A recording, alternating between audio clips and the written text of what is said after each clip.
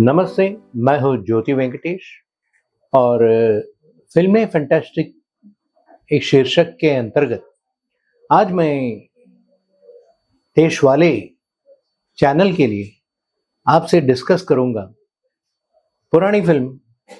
पुरानी फ़िल्म नाम लेने के पहले मैं ये कहूँगा कि इस फ़िल्म 1962 में रिलीज़ हुई थी, ब्लैक एंड व्हाइट में थी और ये साल 100th birth anniversary of late Guru Dutt, ये उनका प्रोडक्शन में आया था।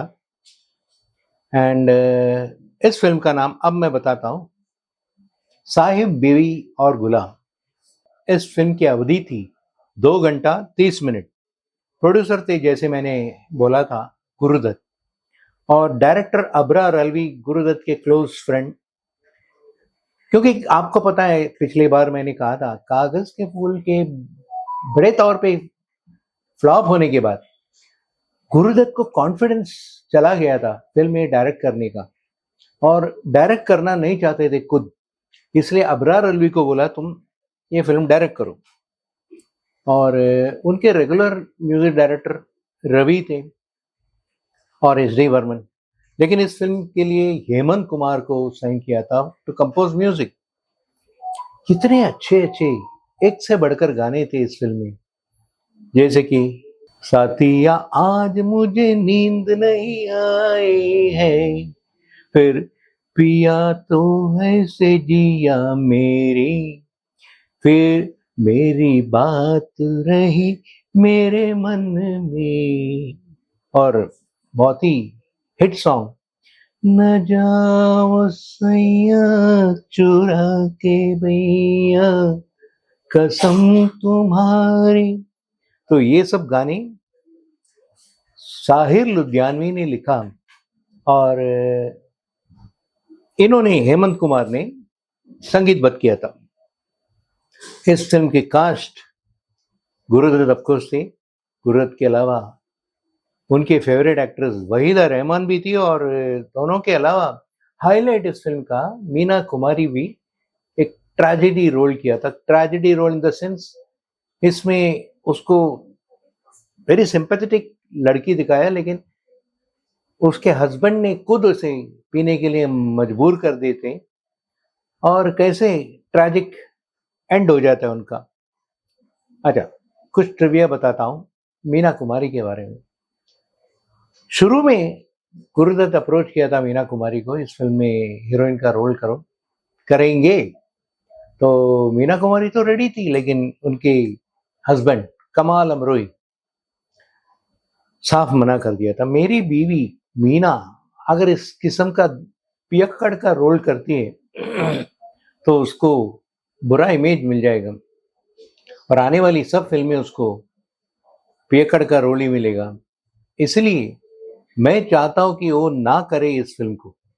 मजबूर होके गुरुदत्त को अप्रोच करना पड़ा नरगिस, और नरगिस भी मना कर दिया था, क्योंकि इतनी आसान रोल नहीं थी। एंड नरगिस के बाद छाया आर्या, एक एक्ट्रेस लंदन में थी। हमारे मशहूर स्टिल फोटोग्राफर इलस्ट्रेटेड वीकली के जितेंद्र आर्या उनकी बीवी थी। उनको भी अप्रोच किया था, लेकिन देखिए वो भी नहीं कर पाई फिल्म। और ये तो हुआ 1958 में। उसके बाद 3-4 साल के बाद वापस गुरुदत्त सोचा इस फिल्म को करेंगे, अभी वापस मीना कुमारी को अप्रोच करेंगे। तब मीना कुमारी तैयार हो गई थी रोल करने के लिए, क्योंकि this was based on Bimal Mitra's novel of the same title. It was written in 1953, और वहीदा रहमान को मीना कुमारी वाला रोल करने के लिए बहुत ही इंटरेस्ट था, लेकिन गुरुदत्त और अबरार अलवी जो इस फिल्म को डायरेक्ट किया था, उनको लगा कि वहीदा रहमान थोड़ी छोटी उम्र की है और मीना कुमारी जैसा मैच्योर रोल नहीं कर पाएगी, तो वहीदा को बोल दिया, सॉरी वहीदा जी, ये रोल आप नहीं कर सकते, क्योंकि गुरुदत्त भी ऐसा महसूस करते हैं कि जेबा का रोल तुम्हारे लिए ठीक है, नॉट मीना कुमारी का रोल। फिर क्या हुआ, मीना कुमारी इस फिल्म में फाइनलाइज हो गई थी। और गुरुदत्त के बारे में एक इंटरेस्टिंग किस्सा, ये रोल जैसे प्याजा में दिलीप कुमार करने वाले थे मेन हीरो का काम, इधर भी मेन रोल गुरुदत्त नहीं करने वाले थे, because he used to feel that he is better as a director.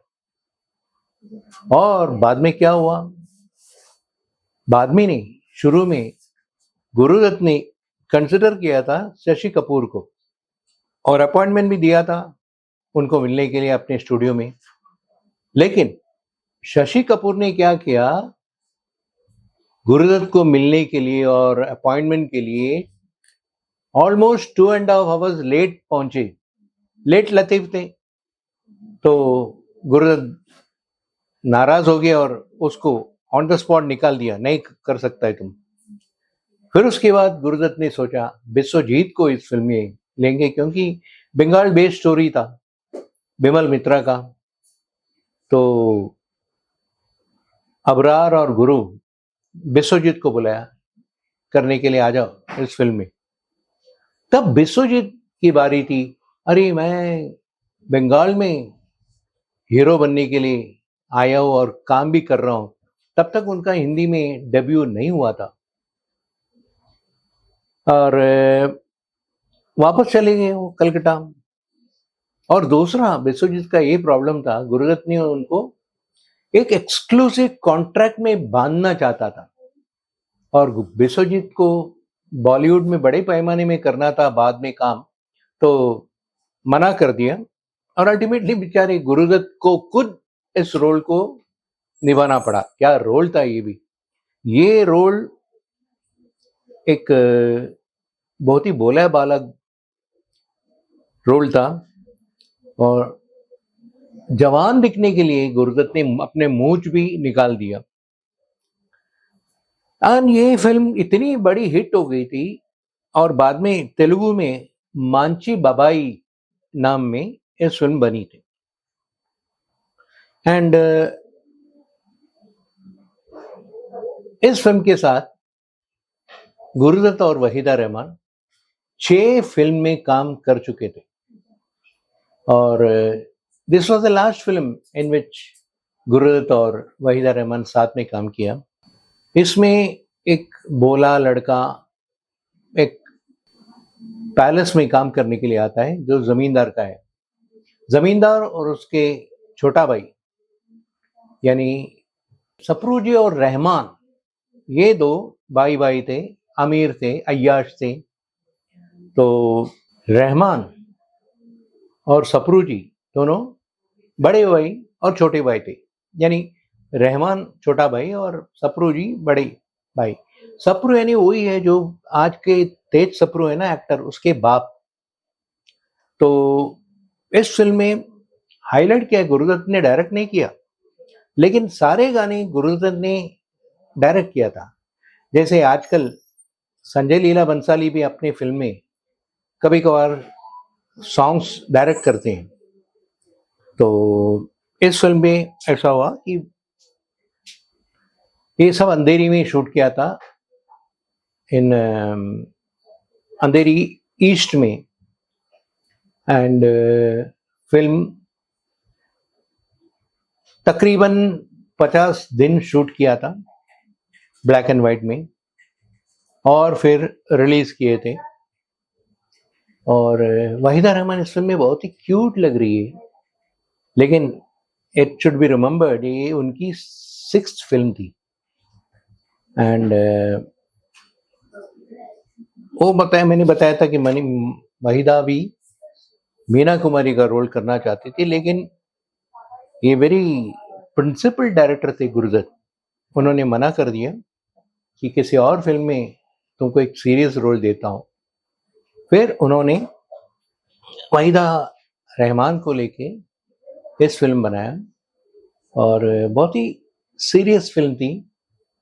Entertainment question बिल्कुल मिसिंग था.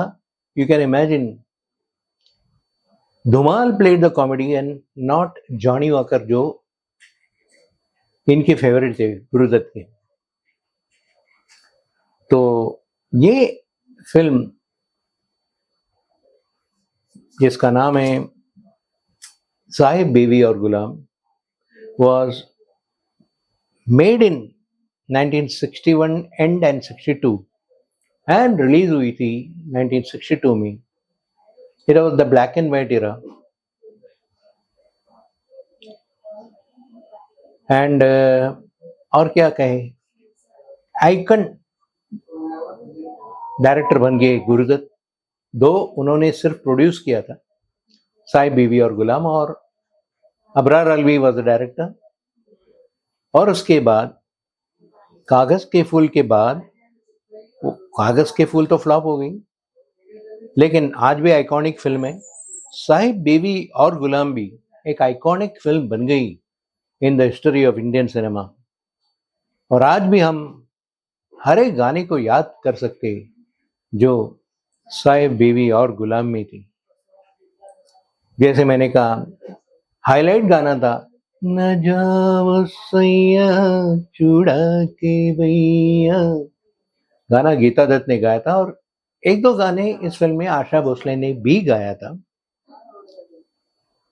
और सफर शुरू हो गई, लेकिन सफर में गुरुदत्त नहीं रहे, बिकॉज वेरी सून गुरुदत्त ने खुदकुशी कर ली. और आज हमारे बीच में गुरुदत्त नहीं है. Thank you. ये था मेरी समीक्षा of film Sahib Bibi Aur Ghulam, produced by Guru Dutt and directed by उनके favourite friend Abrar Alvi. Thank you.